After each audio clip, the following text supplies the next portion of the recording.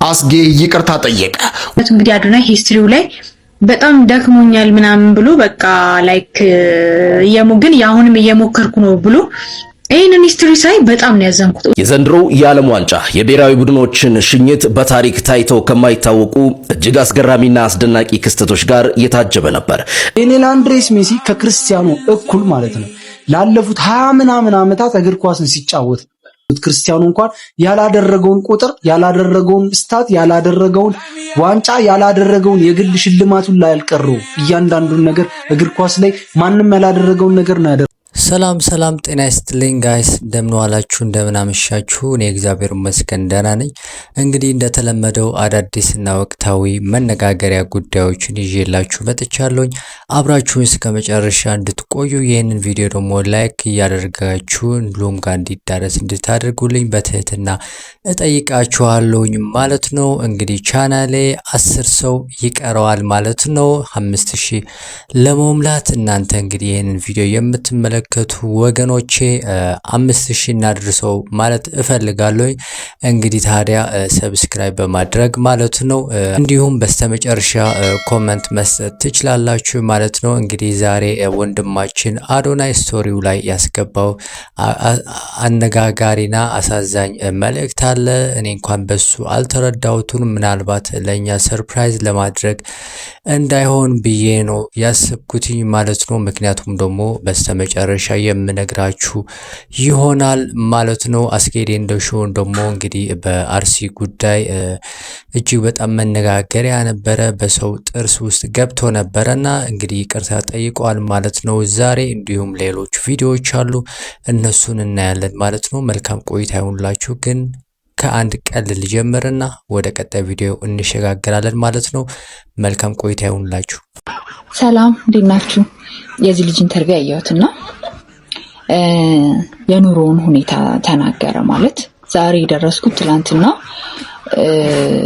አፓርትመንት ውስጥ ኮንዶሚኒየም ውስጥ ኖረን ነው ዛሬ ደረስንበት G+ ቤት ውስጥ መኖር የቻልነው ማለት ነው። እና ካላመናችሁ ገብታችሁ የመጀመሪያው ቪዲዮዎችን ገብታችሁ እዩ አለና እኔ ሊትራሊ አላመንኩት። ምክንያቱም ሰው እንዴት ትዳር ይዞ ኮንዶሚኒየም እና አፓርትመንት ውስጥ ይኖራል ብዬ ልገምት ስላስብስ እችላለሁ። በጣም ከባድ ነገር ነው እና ገብቼ አየሁት። እመኑኝ ሆኗል። በቃ በትክክል አሳልፏል። የሚገርም አፓርትመንት ውስጥ የሚገርም ኮንዶሚኒየም ውስጥ ኖረዋል። የመጀመሪያ ቪዲዮዎቻቸውን ስታዩ ሰው ያ አልበገራቸው። በቃ ያንን በጣም ከባድ ፈተና አልፈውታል።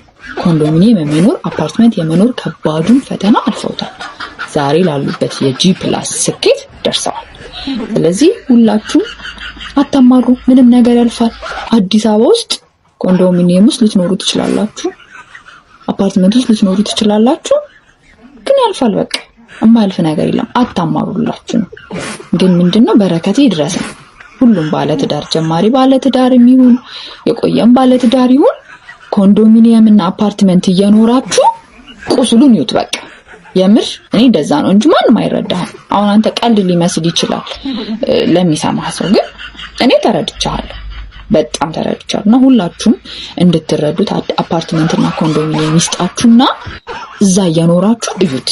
ያኔ ነው የሚገባችሁ እንዴት ከባድ ነገር እንዳሳለፈና ወንድሜ በጣም አድንቄያለሁ። እኔ እንደዚህ አይነት ብርቱ ሰው በዚህ ጄኔሬሽን ይኖራልን ብዬ አስቤም አላውቅም ነበረ። በጣም ጠንካራ ሰው ነህ። አንተም ባለቤትህም ያው እሷም ከጀርባ ሆና ብታግዝ ነው ለዚህ ስኬት የደረሳችሁትና እውነት ሳላደንቅ አላልፍም። እኔም በጣም ነው ሞቲቬት ያደረከኝ።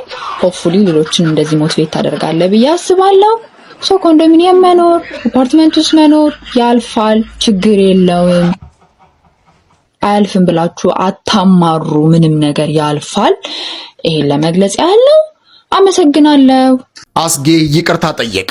በአርሲ የታረዱ ክርስቲያኖችን በተመለከተ ሰሞኑን በአዲስ አበባ ስቴዲየም የተደረገውን ኮንሰርት አስመልክቶ ከህዝበ ክርስቲያን ከፍተኛ ተቃውሞ ደርሶበት የነበረው አስጌ ዴንደሾው ዛሬ ድምፁን አሰምቷል። በፌስቡክ ገጹ ባቀረበው የተማጽኖ መልእክትም አፉ በሉኝ ብሏል። ሲሆን ሳትነግረኝ ካለፈ በኋላ ለምን የምትለኝ አንተም ብሎ ህሊና እናትህንና ብሏል። ወቀሰኝ፣ በእውነት ተጸጸትኩ። ወዳጆቼ፣ ወገኖቼ ባለቀሳችሁበት ቦታ ሳቃችሁ ይሰማ። ፈጣሪ የተሰበረውን ልባችሁን ጠግኖ ህመማችሁን ያስረሳ። በርቃችሁ ይበላችሁ። ደስታ መቅደሳችሁ ቤታችሁን ይምላው ብሏል።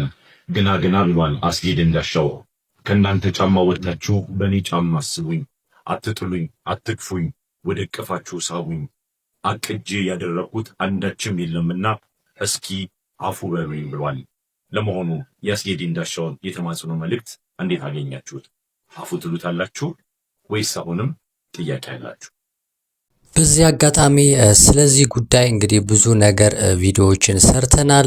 አስጌ ደንዳሾ በዛ ፕሮግራም ተገኝቶ ኮንሰርት አዘጋጅቶ ነበረ ማለት ነው። እኔ እንኳን አስቦበት ያደረገው የተሳተፈ መስሎኝ ነበረ። እንግዲህ ሳያስበው ሳያቅ ነው እንግዲህ ይህንን ፕሮግራም ያደረገው ማለት ነው። እንግዲህ አንዳንዴ እንደዚህ ነገሮች ሳናቅ የምናደርጋቸው ነገሮች እጅግ በጣም ስህተት ናቸው።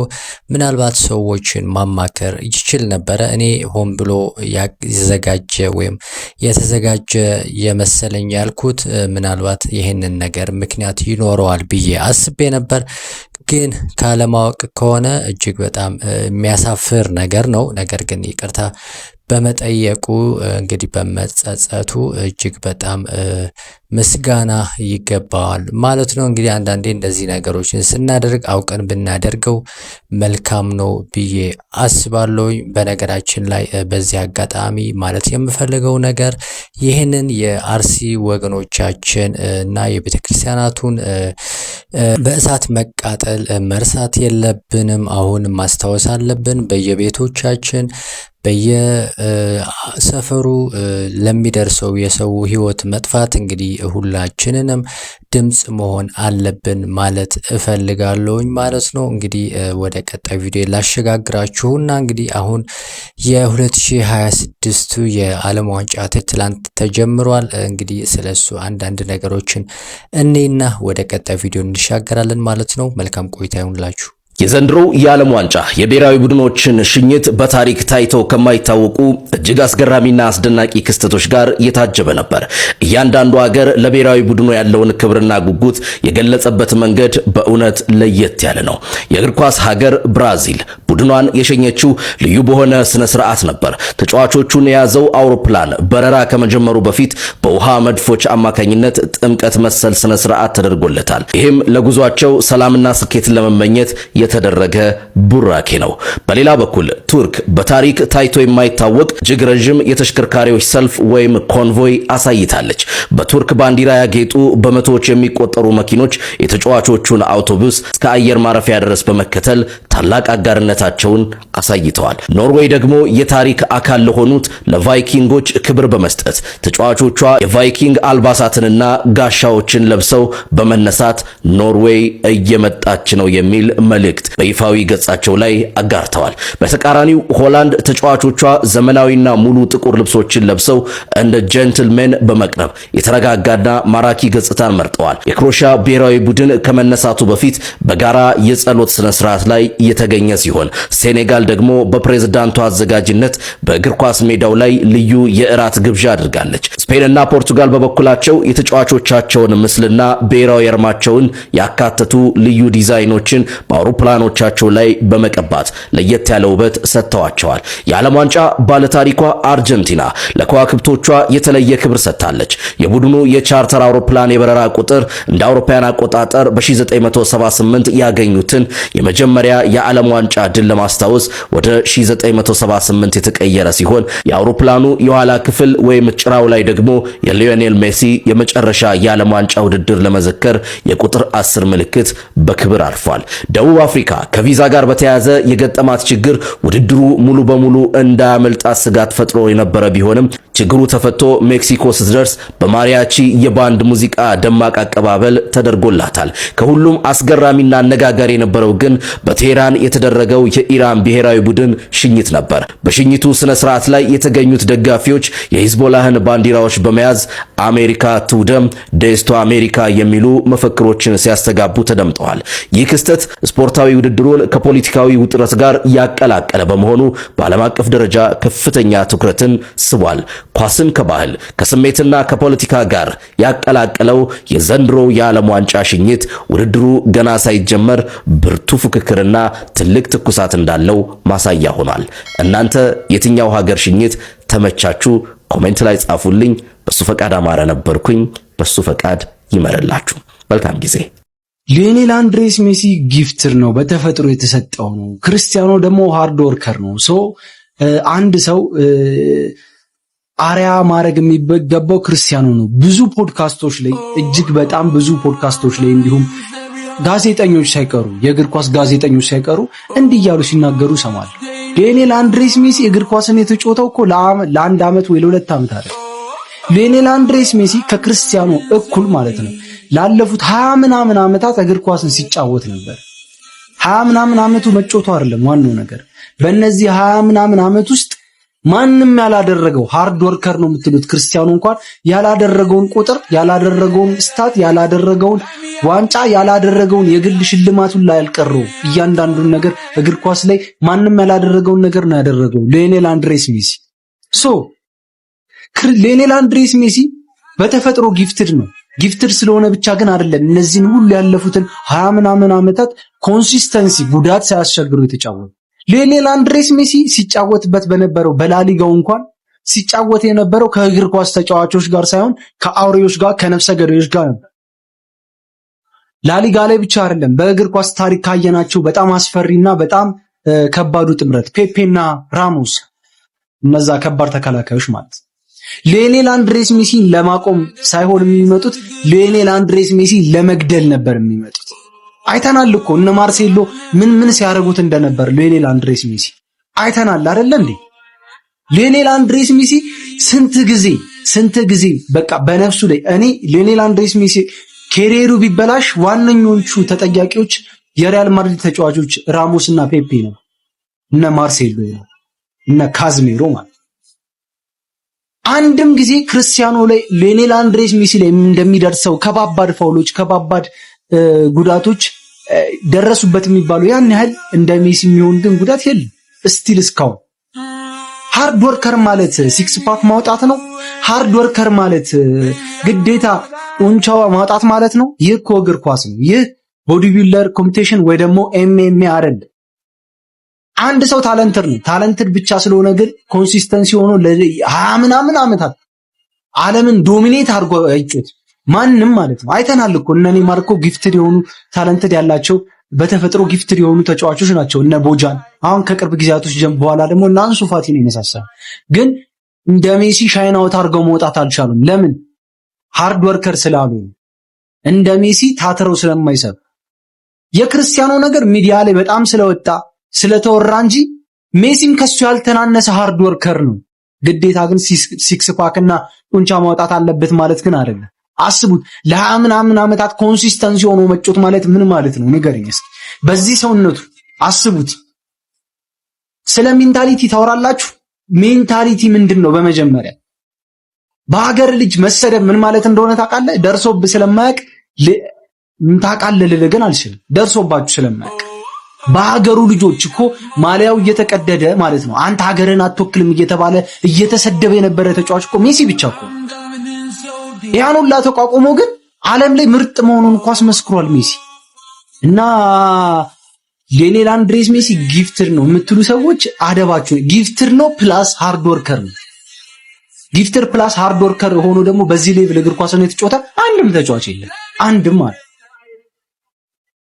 አድርሱላችሁ እንደዚህ አይነት አመለካከትና አስተሳሰብ ላላችሁ ጋይስ እንግዲህ ትላንት ተጀምሯል ማለት ነው ይህ የዓለም ዋንጫ ማለት ነው። እጅግ በጣም መነጋገሪያ ካሉ ጉዳዮች ደግሞ የሜሲና የክርስቲያን ጉዳይ ነው። እንግዲህ የነሱ ምርጫ የናንተ የትኛው ነው ማለት እፈልጋለሁኝ። እኔ የሊዮኔል ሜሲ አድናቂ ነኝ። እንግዲህ ከሱ በላይ የማየው ሰው የለም። በደንብ አድርጌ የማየው ደግሞ የሜሲ እግር ኳስ ሲጫወት ብቻ ነው እንጂ ሌሎችን አልከታተልም ማለት ነው። እንግዲህ የናንተ ኮሜንት ላይ መምረጥ ትችላላችሁ፣ ወይም ከክርስቲያን ወይም ከሜሲ ማለት ነው። ካልሆነ ደግሞ ሌሎችን ኮሜንት ላይ መጻፍ ትችላላችሁ ተጫዋቾች ማለት ነው። እንግዲህ የዘንድሮ የ2026 የዓለም ዋንጫ ሁለቱ ቢገናኙ ክርስቲያንና ሜሲ ወይ ደግሞ አርጀንቲናና ፖርቹጋል እጅግ በጣም ደስ የሚል ይሆን ነበር፣ ወይ ደግሞ የመጨረሻ የመዝጊያ ጨዋታ ይሆናል ብዬ አስባለሁ። ምክንያቱም ከአሁን በኋላ ክርስቲያንና ሜሲ የመጫወት እድላቸው በጣም ጠባብ ነው ማለት ነውና እንግዲህ የናንተ ምርጫ እዚህ ላይ ማስቀመጥ ትችላላችሁ፣ ወይም የተለያዩ ሐሳብ ካላችሁ እዚህ ላይ መጻፍ ትችላላችሁ ማለት ነው። እንግዲህ ወደ መጨረሻ ቪዲዮ ሳሸጋግራችሁ የክርስቲያኖ ሮናልዶ ወዳጅ የሆነው ቲክቶከር አዶናይ እንግዲህ ዛሬ እጅግ በጣም አስደንጋጭ የተባለ ጽሁፍ አጋርቶን ነበር። እንዲሁም አካውንቱ ዛሬ እየሰራ አይደለም ማለት ነው። ለምን እንደሆነ ራሱ ዘግቶት ይሆናል ብዬ እኔ አስቤያለሁኝ። ምክንያቱም ይሄንን የምልበት ምክንያት ደግሞ ከዚህ ቪዲዮ በኋላ አሳያችኋለሁ ወይም እነግራችኋለሁኝ ማለት ነው። የተወሰነ ቪዲዮ እናዳምጥና እነግራችኋለሁኝ ማለት ነው። መልካም ቆይታ ይሁንላችሁ። ዓለም ዋንጫ ማን ቢበላ ደስ ይላል? እኔ አርጀንቲና ነኝ፣ ደግሞ ደስ ይለኛል አርጀንቲና። ካልሆነ ግን እንግሊዝ ከሜሲ ከሮናልዶ ሜሲ በምን ሁሌ ምንም ጥያቄ ሌላ ሌቭል ላይ ሜሲ ማስቀመጥ። ከዛ ቀጥሎ ሌሎችን ተጫዋቾች ከሌላ ተጫዋች ነጻጾች ሮናልዶ ሮናልዶ ሜሲን አንደኛ ላኔ ነው ሮናልዶ ታወዳድረዋለህ ከሌላ ተጫዋች ጋር በየሲዝኑ ማለት ከሁሉም ምርጡ ሮናልዶ ነው። ምን እንደሆነ ታውቃለህ? አንዳንድ ተጫዋቾች አንፃር ሮናልዶ በቃ ያለም ምርጥ ተጫዋች ነው። በኔ ዘመን ሜሲ በቃ አይወዳደርም። እሱ አንደኛ ሜሲ እንደ አንድ ተጫዋች አይደለም የሚያየው እንደ ብዙ ተጫዋች እግር ኳስ ነው ለኔ ሜሲ በቃ ሜሲ ከማንም ጋር አላወዳድረው ለብቻው ሌላ ፕላኔት ላይ ያስቀምጣል። ግን ቀጣይ ብትለይ ሮናልዶ ነው ሁሉም ምርጥ እሱ ነው። ከሜሲ ጋር ሲነጻጸር ግን ሜሲ አይደርስም። በነገራችን ላይ እንደምታዩት እንግዲህ አዶናይ ሂስትሪው ላይ በጣም ደክሞኛል ምናምን ብሎ በቃ ላይክ ግን ያሁንም እየሞከርኩ ነው ብሎ ይሄንን ሂስትሪ ሳይ በጣም ነው ያዘንኩት። እውነት በጣም ነው ያዘንኩት። በቃ ልቤ ምን ያክል እንደተሰበረ ልነግራችሁ አልችልም። በእውነት ስለምወደው ብቻ አይደለም ባይዘዌ ማለት ነው። እንዴ በቲክቶክ መንደር አይተን ማናቀውን ነገር ያሳየን እኮ አዶናይ ነው። በነገራችን ላይ ቲክቶክ ፕላትፎርሙ እንዳለ ሁላ ሰው ሁላ ራሱ ሲጠቀምበት የነበረ ፕላትፎርም እሱ ራሱን ትቶ በጣም ለብዙ ሰዎች እይታ ውስጥ ላልገቡ አርቲስቶች በቃ ብዙ አመት የለፉትን ሰዎች ከመሬት ያነሳቸው እኮ አዶናይ ነበርና እኔ በበኩሌ በቲክቶክ መንደር አይቼ ማላቀውን ነገር ኮንተንት ክሬሽን ነው አትሉኝ መቼም ይሄንን ማለት ነው። ከዛም በላይ የሆነ ነገር እኮ ከኮንተንት በላይ ከራስ ጥቅም በላይ በቃ ብዙ ነገር ሀገራችን አይታ ማታቀው ከዲላን ጀምሮ ማለት ነው። እውነት አይሾ ስፒድ ላይ የአይሾ ስፒድ ኢትዮጵያውን ቡም አውት ሆኖ እንዲወጣ ያደረገው ማን ነው? ራስ ናቲን አም ዘ ቤስት ባርበር እያለ ሲዞር ውሎ ፋይናሊ በቃ ይሄ ልጅ ዘ ቤስት ባርበር ነው ብሎ እንዲመሰክርለት ኢንተርናሽናል እንዲሆን እውነትም በቃ የልቡ ምኞት እንዲሳካል ያደረገው አዶናይ ነው። ሲጀምር 5 ሚሊዮን 6 ሚሊዮን ለሱ እኔ ባይገባም who cares እኔ I don't care ጀስት እኔ ለምን አዶናይ 10 ፎሎወር አይኖረው? ምን ያድናቂው ነኝ። በሚሰራው ስራ በሚያረጋቸው ነገሮች በተግባሮቹ ምናምን ያሳምናል ልጁ። በቃ እዚህ ጋር 6 ሚሊዮን ቀነሶበት ምናምን አይቼው ሳይሆን ስራው ራሱ የሚያሳምን ነው ልጁ። ምንም ይሄንን ኮሜንት ማድረግ ማንም ቲክቶከር እኔ ነኝ ያለ ቲክቶከር አይ እሱ እንኳን እንደዚህ ነው ሊል አይችልም። ሚስቴክ ሰርቶ ሊሆን ይችላል። ሚስቴክ ደግሞ እኛም እንሰራለን። ማንም ሰው እኮ ሲጀመር ሙሉ ነው 100% አይፈጠርም ሲጀመር ማለት ነው። እያጠፋ እየተማረ እያጠፋ እየተማረ ግን ብዙ ነገር ብዙ ለታለዋለላችሁ ወይ ደግሞ ለተዋለለት ሰው ደግሞ በዚህ መልክ አይደለም መልስ የሚሰጠው። እኛ ብንችል ይሄንን ልጅ ኢንተርናሽናል የሆነ ነው ኦሬዲ ያንን ነገር በጣም በቃ ሰፖርት አድርገን ከዛም በላይ እንዲሆን ማድረግ ነው እንጂ ልክ የሆነ በቃ የሆነች ነገር ሊነካ ሲል ቁርጥ የሚደረግ ነገር አለ በእኛ ህብረተሰብ ውስጥ ማለት ነውና በጣም ነው ፊል ያደረኩት። ግን ቆም ብላችሁ ሁላችሁም እንድታስቡ ፈልጋለሁ ስለ አዶናይ ማለት ነው። የፐርሰናል ኢሹ አታድርጉት ነገርየው ማለት የፐርሰናል ምናምን የጥቅም ጉዳይ አታድርጉት ነገሩ። ከዛ ወጣችሁ ወጣ ብላችሁ አስቡ። በጣም ብዙ ነገር መስራት የሚችል ነው። በጣም ብዙ አቅም አለው። በጣም እኔ እርግጠኛ ነኝ ከዚህም በላይ ደግሞ እንዲም እየተባለ በጣም ብዙ ነገር ኩክ እያደረገ I feel it by the way so እስቲ ኮሜንት ላይ አሳውቁኝ። እናንተን ኮሜንት ማወቅ ፈልጋለሁ። ግን እኔ I feel በጣም በቃ so sad ማለት ነው። አዶኒ አሁን ስቶሪ ባረገው ነገር በጣም ልቤ ተነካና አንድ ነገር ላወራ ፈለኩኝ። እኔ ቲክቶክ የጀመርኩትም አዶኒን አይቼ ነው። እግዚአብሔር በቃ ያበረታታኝም እሱ ነው። አዶኒ በጣም ምርጥ ልጅ ነው እና አሁን ያለህበት ስሜት ይገባኛል። አዶኒ ደክሞኛል፣ በዚህ ወር በጣም ሴጣን ተፈታትኖኛል። እንደዚህ ሶነ ብረት አይደለም ፈጣሪ አይደለም፣ በጣም ይከብዳል። ባጎረስኮ እጅ መነከስ በጣም ያማል። ያለህበት ፔድ በጣም ነው ይገባናል። አራት ፋሚሊ እና እንረዳለን ፋሚሊዎች እና ቅድም በቃ ቲክቶክን ለማቆም ሁላ እስከማሰደር ደርሰን ነበር። አጥፍተን ነበር ስቶሪውን እና አዶኒ እግዚአብሔርን ነው የምልህ ከኔ በላይ ታውቀዋለህ እና ታልፈዋል። እውነት ያልፋል፣ ይቀን ታልፈዋል። ምክንያቱም ማንን ጥለህ ነው ለማብለህ ነው የምትሄደው? ለማብለህ ነው እንትን የምትለው። ያለህበት ነገር ሳይገባኝ ቀርቶ አይደለም፣ ያለህበት ህመም ሳይገባኝ ቀርቶ አይደለም። የእውነት እኔ ቲክታክን በድፍረት መስራት የጀመርኩ አንተ አይቼ ነው። አንተ የእውነቴን ነው የምልህ አዶኒ እግዚአብሔርን ነው የምልህ እና በርታ ወንድሜ፣ ያልፋል። ሌላ የምለው ነገር የለኝም። እግዚአብሔር ይርዳ። ሰይጣን ተፈታትኗል አይ ነው በጣም እና የምታሳልፈው ህመምን አውቀዋለሁ ወንድሜ፣ በርታ። የእውነት ለጠላት እጅ አትስጥ። እውነቴን ነው የምልህ። አሁን አንተ እንደዚህ ስትሆን ሁሉ ብዙ ሰው ይደሰታል እንጂ እንትን አይልም። ጠላቶች ይደሰቱበት። በእግዚአብሔር እጅ አትስጥ። በሚችለው እንጸልያለን፣ ዱዓ እናደርጋለን። አባ ፈጣሪ ይረዳሃል። ወደፊት አዶኒዬ አራት ፋሚሊ ቢራብሮ ፋሚሊ ሁሌም ካንተ ጋር ነን። የምሬን ነው እንወዳለን። ለአንዳንዶቻችን ይሄንን ነገር ብዙም አስደንጋጭ አይደለም፣ ለሌሎች ደግሞ እንግዲህ በጣም አስደንግጧል ማለት ነው የአዶናይ ወንድማችን ጉዳይ።